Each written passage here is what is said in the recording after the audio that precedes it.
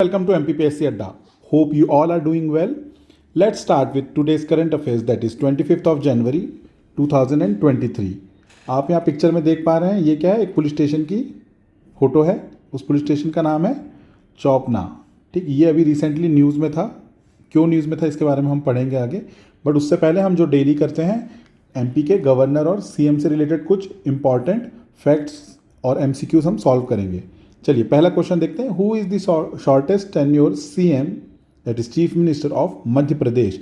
इनमें से कौन सा पर्सन है जो सबसे कम समय के लिए सीएम रहा है? Option are Arjun Singh, Prakash Chandra Sethi, Shyama Charan Shukla, Sunderlal Patwa. The correct answer is option A, that is Arjun Singh. Arjun Singh ji का टेन्योर कितना रहा? एक बार ये एक दिन के लिए बने थे, अदरवाइज इन्होंने 2 टर्म ये सीएम की पोस्ट में रहे हैं। इनके टर्म में एक और इम्पॉर्टेंट चीज़ हुई थी, वो थी फूलन देवी। जो फूलन देवी हैं उन्होंने सरेंडर किया था। फूलन देवी ने क्या किया था? सरेंडर किया था ड्यूरिंग हिज टेन्योर। उसके बाद नेक्स्ट क्वेश्चन देखते हैं। The CM of MP during Bhopal gas tragedy. Bhopal gas tragedy के समय में सीएम कौन था? तो सबसे पहले आपको ये पता होना चाहिए कि भोपाल गैस ट्रेजिडी हुई कब है। ये हुई थी जो 2 and 3 दिसंबर 1984। ठीक है, इस टाइम पे हुई थी।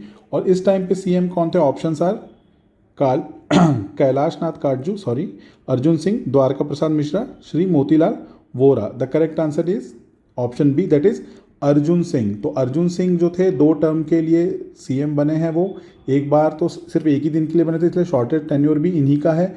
इनके पीरियड में ही भोपाल गैस ट्रेजिडी हुई थी और फूलन देवी ने भी इन्हीं के टेन्योर में सरेंडर किया था।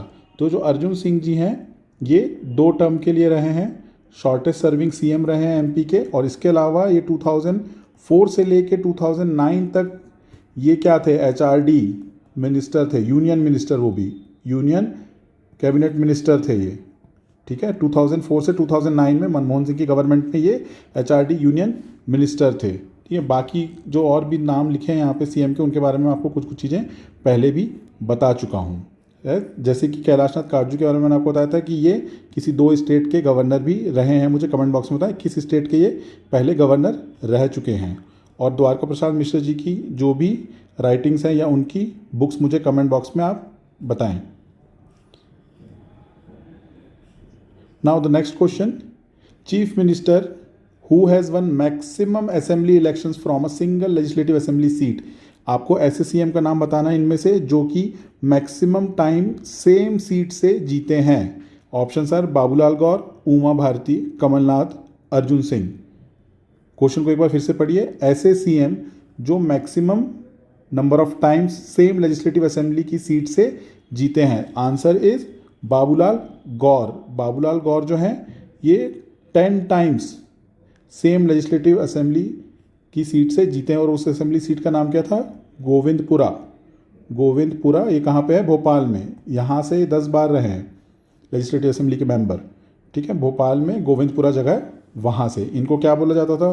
बाबूलाल गौर जी को बुलडोजर मैन भी नहीं बोला जाता था। जैसे शिवराज सिंह चौहान जी को मामा जी बोला जाता है ना, इन्हें बुलडोजर मैन भी बोला जाता था।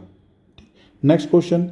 The CM of Madhya Pradesh who resigned from the post of chief minister to join central government as a minister.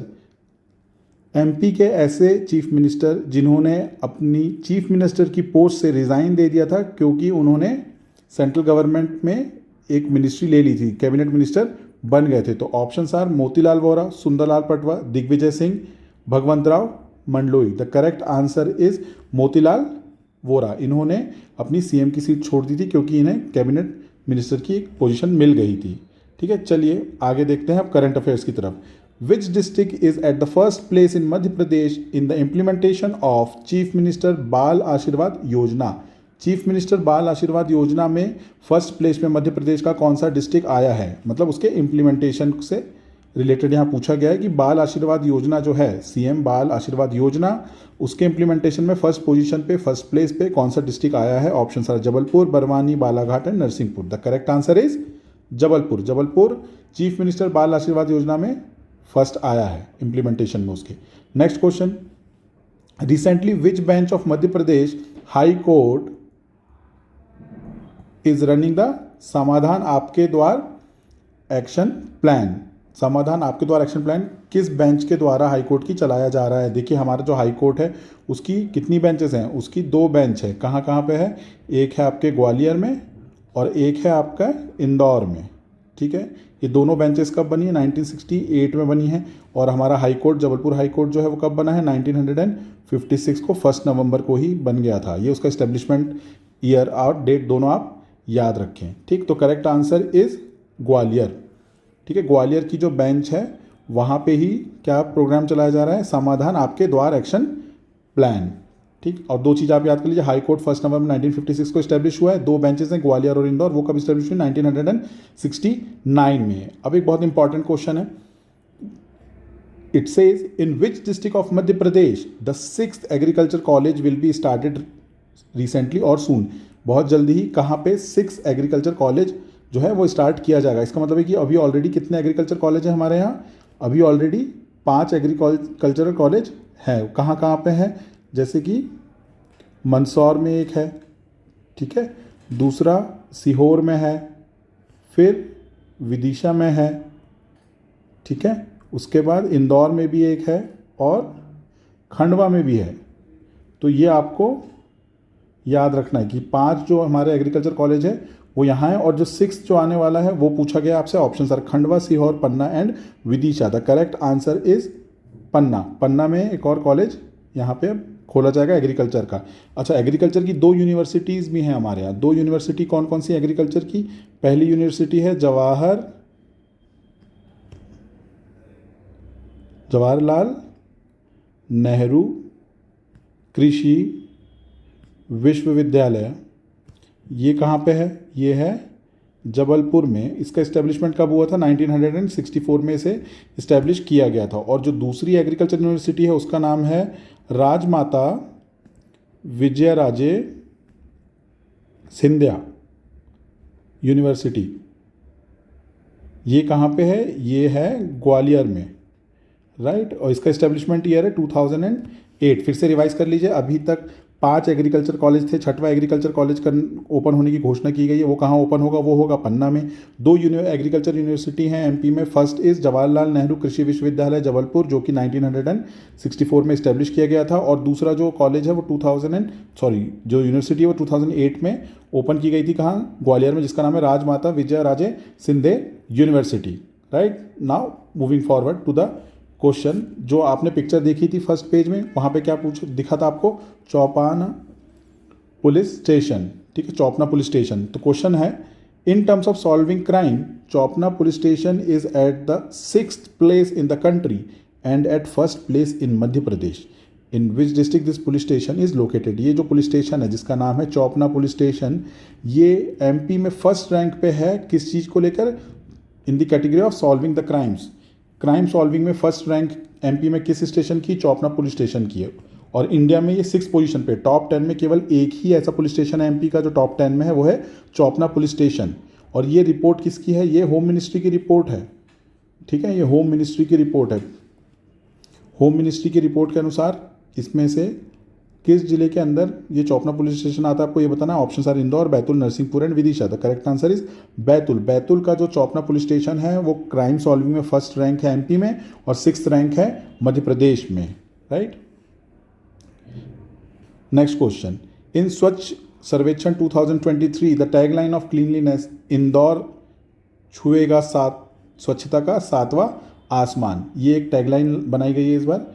Indore, जैसे पहले था 6th का इंदौर मारेगा छक्का, इस टाइप से कुछ था, अब दूसरा हो गया, नया बना है जो इंदौर छुएगा स्वच्छता का 7वां आसमान। It has been launched, who is the author of this. तो ये किसने लिखा है, ये आपसे पूछा गया। The correct answer is Devendra Malviya. Devendra Malviya ji ने ये लिखा है। Next question, when was the Madhya Pradesh state commission for women formed.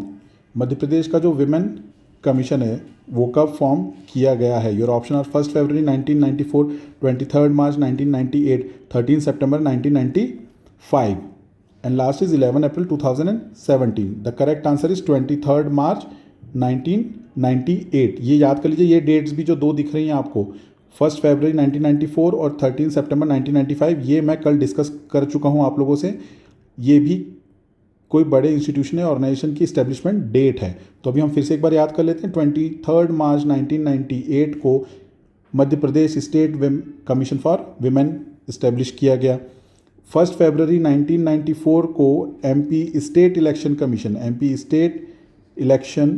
Commission को इस्टेब्लिश किया गया, राइट। और ह्यूमन राइट कमीशन को कब किया गया? एमपी का जो ह्यूमन राइट्स कमीशन है उसका इस्टेब्लिशमेंट हुआ है 13 सितंबर 1995, राइट। इसी तरीके से आपको सारे इस्टेब्लिशमेंट ईयर धीरे धीरे रोज on daily basis if you try to memorise, आपको वो याद हो जाएंगे। कन्फ्यूजन बच्चों को जनरली इसलिए होता है मैक्सिमम टाइम क्योंकि वो एक साथ याद करने की कोशिश करते हैं। इसलिए कोशिश ये करिए कि जितना आप करंट अफेयर्स डेली सुन रहे हैं उनको टोटली वहीं मेमोराइज करने की कोशिश करें। चाहे हमने आज जो भी पढ़ा, चाहे shortest tenure CM of MP पढ़ा हो, चाहे CM during Bhopal gas tragedy पढ़ा हो, या फिर हमने ये पढ़ा हो कि the chief minister who has resign to join the central government, right, या establishment year of MP high court that is 1 November 1956, या फिर जो बेंच बनी है ग्वालियर बेंच और इंदौर बेंच वो कब बनी है? वो 1968 में बनी है। एग्रीकल्चर कॉलेज हमारे दो है, जवाहरलाल नेहरू कृषि विश्वविद्यालय, और वो कहाँ पे है? जबलपुर में। उसका इस्टेब्लिशमेंट हुआ 1964 में। और दूसरा एक और विश्वविद्यालय जो हमारा है एग्रीकल्चर का वो है राजमाता विजय राजे सिंधिया यूनिवर्सिटी ग्वालियर में। इसका इस्टेब्लिशमेंट ईयर 2008 है। तो इस तरीके से आपको हर चीज़ की इस्टेब्लिशमेंट डेट याद करते जानी है आपको। अभी एमपीपीएससी के लिए हमने एक नया बैच लॉन्च किया है कम्प्लीटली इन इंग्लिश मीडियम। वो बैच 1 ईयर और 2 ईयर के लिए है। अगर आप इंटरेस्टेड हैं तो इन नीचे दिए हुए नंबर पे कॉल करके या व्हाट्सएप करके आप हमसे हमारा सैम्पल मटेरियल या फिर जो भी हमारी टेस्ट पेपर्स होते हैं वो, और एक डीपीपी जो हमारा यूनिक प्रोग्राम है डीपीपी डेली प्रैक्टिस प्रॉब्लम, इसमें जो क्लास में पढ़ाया जाता है 5 अलग अलग टीचर आपको 5 लेक्चर लेने हैं, तो पाँचों टीचर आपको अलग अलग क्वेश्चंस देंगे। तो आपको कम से कम 30+ MCQs डेली वहीं पे मिल जाते हैं। और मेंस वाले, अगर मेंस का टॉपिक चल रहा है तो हम वहाँ पे डेली आंसर राइटिंग भी कराते हैं। जो टॉपिक क्लास में पढ़ाया गया उससे रिलेटेड आपको क्वेश्चन आंसर प्रैक्टिस करवाई जाती है। और ये हमारा हाइब्रिड मोड है। हाइब्रिड मोड में क्या होता है? What is hybrid mode? Hybrid mode में हमेशा हम आपको ऑनलाइन लाइव प्लस शाम तक वही रिकॉर्डेड भी आपको दे देंगे हम, राइट। तो आप 3 ऑप्शन आपके पास, या तो ऑफलाइन में अटेंड करें, ऑफलाइन नहीं अटेंड कर पा रहे हैं तो घर से ऑनलाइन लाइव अटेंड करें, वो भी नहीं अगर देख पाएँ किसी कारण से आप, अगर कॉलेज गोइंग है तो आप फिर रिकॉर्डेड देखें। I hope all these videos are helping you. Please subscribe to the channel so that you never miss a video released by MPPSC Adda. Thank you very much. Have a good day.